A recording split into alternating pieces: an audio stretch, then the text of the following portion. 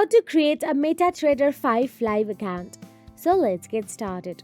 Firstly, log in into the Secure Client area. If you don't have an account yet, get started with your registration by clicking the button option available there.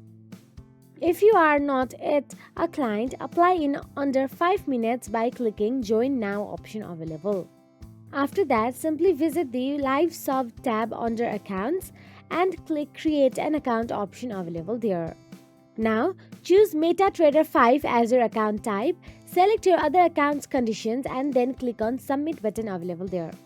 Now set a password for your new account and click on the three-dot menu on the trading account and select Reset Password. Now type a password into each input box and click Submit option available there. So that is it. If you found this video helpful, please like, share and subscribe our channel, and thank you so much for watching.